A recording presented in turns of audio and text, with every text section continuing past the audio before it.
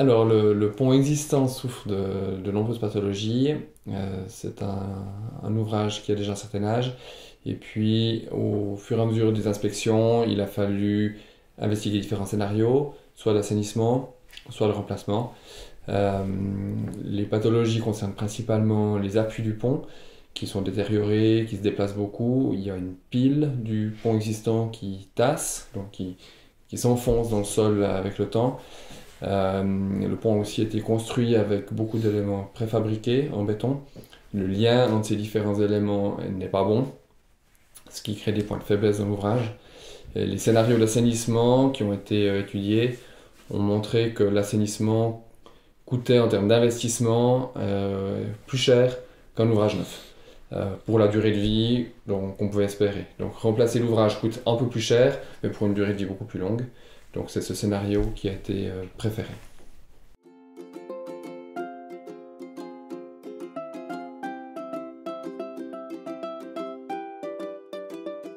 Alors, dans ce genre de cas, c'est le maître d'ouvrage. Le maître d'ouvrage, c'est le canton de Neuchâtel, en l'occurrence représenté par le service des ponts et chaussées. Et puis, nous avions besoin d'un crédit. Et la demande de crédit a résulté des différents scénarios que M. Thomas a évoqués tout à l'heure. Et puis, la demande de crédit a fait l'objet d'un vote par le Grand Conseil neuchâtelois, qui a accepté à une très large majorité le 22 janvier 2019. C'était un crédit de 17,1 millions pour remplacer cet ouvrage.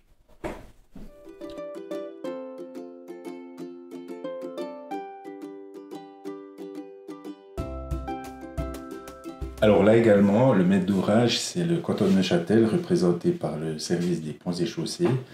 Et en fait, dès la demande de crédit, nous avons lancé les études pour la récolte de données et l'établissement d'un cahier des charges pour un appel d'offres pour le mandat d'ingénieur et architecte.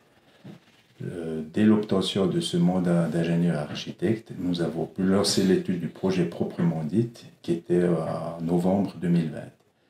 La ville de La Chaux-de-Fonds est partenaire direct lié au projet, étant donné qu'en 2025, la ville reprendra à son compte le grand pont en fonction du changement d'axe routier.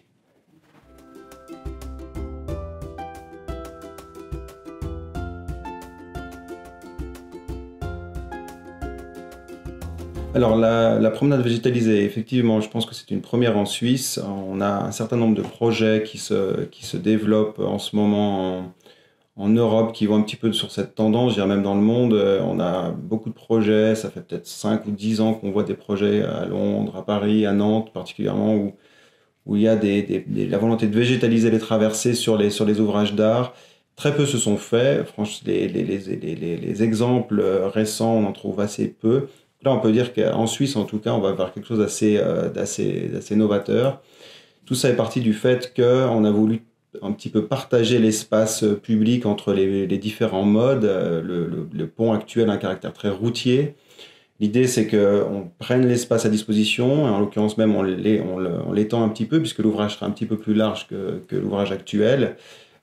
Et puis, on va partager l'espace public entre les différents modes. C'est-à-dire qu'on va donner plus de place aux mobilités douces, on va donner plus de place aux piétons, aux trottinettes, aux poussettes, on va donner un petit peu plus de place à tous ces modes-là. On va prendre un petit peu moins d'espace pour les voitures. Et puis, avec ce nouveau mode de composition de l'espace, on a réussi à créer une vraie promenade urbaine. On a appelé ça une promenade urbaine depuis le début, et l'idée c'est de la végétaliser. Donc on parle vraiment d'un jardin suspendu qui va accompagner les différents usagers de cet ouvrage du début à la fin. Cette végétation, elle va aussi nous permettre de créer, on va dire, des micro-espaces urbains, des espaces de délassement, de rencontres, des espaces qu'on n'a pas forcément l'habitude de trouver sur des ouvrages d'art. Donc l'idée, c'est vraiment de recréer des nouveaux usages sur ce pont, de réapprendre peut-être à s'arrêter sur l'ouvrage, à regarder la ville de La Chaux-de-Fonds à cet endroit-là. Ça peut paraître un petit peu comme ça étrange, mais finalement, le fait de redonner l'idée de s'arrêter, de s'asseoir sur un banc, de différentes manières de se rencontrer, de regarder la ville, de faire un temps de pause dans la traversée, ça nous paraissait très, très pertinent. L'idée de pouvoir accompagner ça de végétaux, c'est hyper important parce qu'on sait très bien qu'actuellement dans l'espace public, on a des problèmes, particulièrement en été de surchauffe, on n'est pas bien. L'idée de créer des espaces ombragés avec ces végétaux, ça va vraiment amener une belle plus-value à l'ouvrage. On a essayé que cette promenade soit aussi intéressante en hiver parce qu'effectivement, à la Chaux-de-Fonds, l'hiver peut durer un certain temps. Et l'idée, c'est que cette promenade, elle soit pas complètement inintéressante en hiver. Donc, on va travailler avec des essences qui vont nous permettre de créer quelque chose d'intéressant à toutes les saisons. Donc voilà, l'idée de créer un ouvrage novateur. Je remercie en l'occurrence les maîtres d'ouvrage pour ça, parce qu'ils ont réussi à nous accompagner, à nous pousser pour proposer un ouvrage qui va sortir un petit peu de l'ordinaire.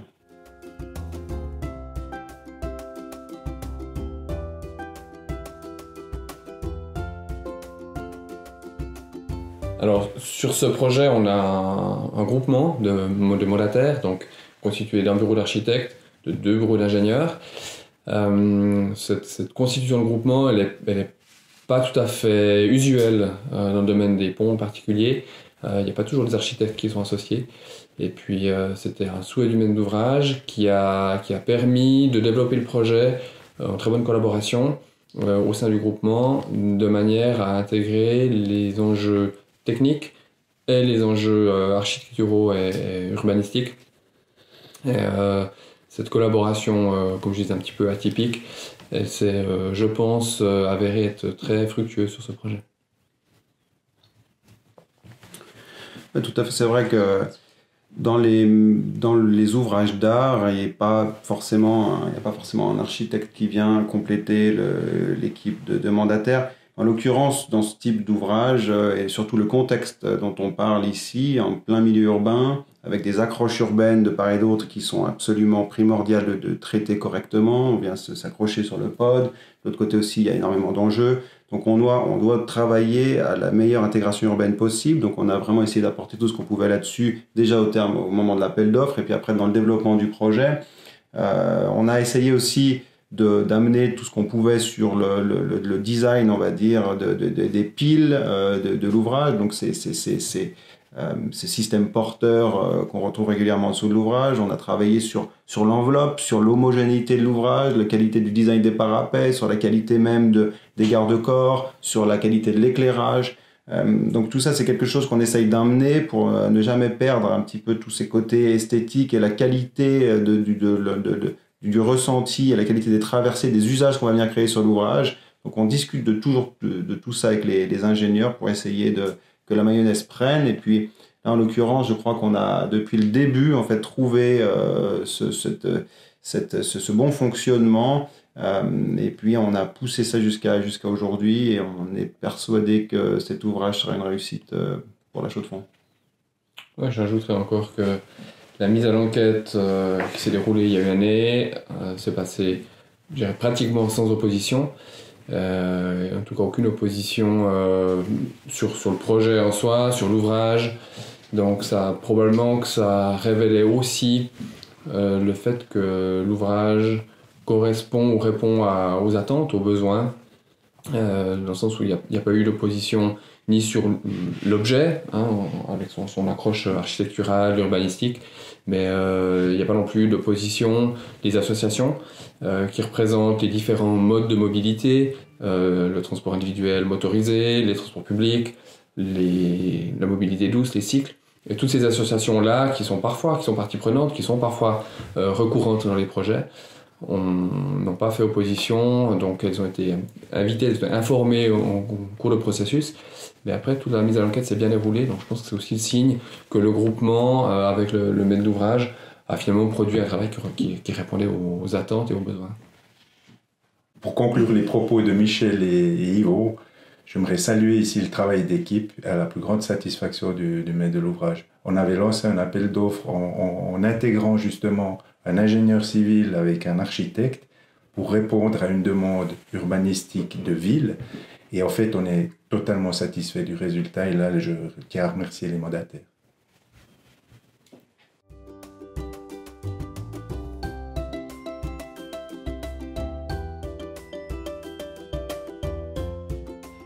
Alors, concernant le trafic, il y a principalement 3 types de trafic sur cet ouvrage. Il y a les transports publics, il y a la mobilité douce et il y a le trafic, les voitures, le trafic motorisé individuel. Alors, il y a des solutions un petit peu différentes qui sont apportées pour chacun des types de trafic, dans la mesure où l'ouvrage est entièrement fermé au trafic pendant 18 mois. Donc, on démolit tout l'ouvrage, on reconstruit. Il avait été étudié une variante dans laquelle on essayait de maintenir toujours un demi-ouvrage en service, mais c'était des solutions qui comportaient trop de risques au niveau technique, au niveau de la sécurité des usagers, des ouvriers et des CFF qui passent dessous. Donc ces variantes ont été écartées, décision a été prise de fermer complètement l'ouvrage au trafic et de reporter le trafic. Alors, le trafic motorisé, il n'y a pas d'axe officiel de déviation. On est en ville, donc en fonction d'où viennent les gens, d'où vont les gens, le trafic va se répartir sur différents autres axes qui traversent les voies chemin de fer, qui font un peu cette césure dans la ville. Du côté est ou du côté ouest, il y a différentes autres traversées qui seront utilisées. Pour les piétons et les cycles, l'itinéraire, il y a 2 itinéraires principaux de déviation. C'est les premiers situés en est et ouest, d'une part par la gare avec les ascenseurs et le passage inférieur, et puis d'autre part en ouest par la rue de Morgarten. Et puis les transports publics, eux, sont déviés par la rue de Morgarten, donc tous les bus qui franchissent le grand pont franchiront les voies CFF au niveau du passage à niveau de la rue de Morgarten, avec une insertion sur la rue des Crétais. Et là, il y a des travaux préparatoires qui ont été faits l'automne passé pour transformer le carrefour à l'intersection de ces 2 routes, de manière à fluidifier, à faciliter l'insertion du trafic de manière générale, mais en particulier des transports publics pour garantir l'horaire.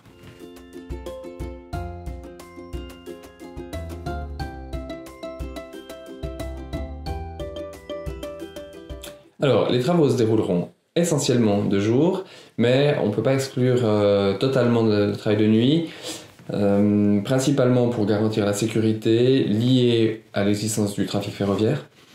Donc, il y a la circulation des trains, il y a les lignes de contact qui doivent être maintenues en service. Donc, certains travaux à proximité des CFF se font nécessairement de nuit. Il s'agit principalement des travaux de démolition de l'ouvrage existant, puisque ensuite pour la construction du nouvel ouvrage, on a essayé d'intégrer dans la conception même de l'ouvrage le fait qu'on a cette ligne ferroviaire, de créer un ouvrage qui pouvait facilement se construire autour des voies ferroviaires, mais sans avoir trop d'interférences avec le trafic. Ce qui signifie que les travaux de nuit sont principalement, pas exclusivement, mais principalement concentrés sur le début des travaux, à savoir la période de mars-avril 2023 à juin 2023.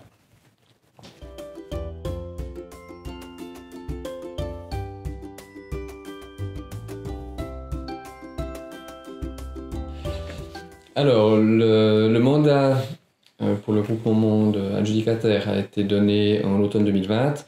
On a réellement commencé à développer le projet à peu près au mois de novembre 2020. La mise à l'enquête a été effectuée il y a environ une année, début 2022. Et puis, les appels d'offres pour les entreprises ont été effectués l'été passé, avec une adjudication au mois de décembre 2022. Donc aujourd'hui, on est prêt à démarrer les travaux. Il se sera passé environ 2 ans et demi pour développer tout le projet, passer toutes les étapes administratives. Et puis ça, pour ce type de projet, c'est très rapide. Et c'est probablement justifié par le mauvais état de l'ouvrage existant. On a toujours poussé pour que les choses se fassent rapidement, pour ne pas laisser l'ouvrage se dégrader plus en avant. Après, durant les phases de travaux, donc ils vont débuter, l'entreprise va venir s'installe au mois de février. L'ouvrage sera fermé au trafic à partir du mois de mars 2023. Puis là, on distingue principalement, un petit peu de manière schématique, 5 grandes phases de travaux. Donc la première, c'est la démolition de l'ouvrage existant. La deuxième, c'est la création ou la construction de tout ce qu'on appelle l'infrastructure, à savoir les fondations, les piliers du pont, les culées aux extrémités. Donc ça, c'est essentiellement les ouvrages en béton. La troisième étape, c'est ce qui est peut-être le plus spectaculaire, c'est réellement la construction du tablier, donc la structure métallique qui va relier l'avenue Léopold Robert au carrefour des Crétais. La quatrième étape, c'est la construction de toute la surface de roulement. Donc on a une dalle en béton, il y a un revêtement, une étanchéité, des trottoirs, des bordures, etc. Et puis la 5e étape, c'est celle qui est un petit peu spécifique à cet ouvrage, c'est justement la promenade, avec les bacs, la végétalisation, les bancs, tous les aménagements, l'éclairage, qui sont tout à fait spécifiques à cet ouvrage. Durée totale des travaux, fermeture de l'ouvrage, 18 mois.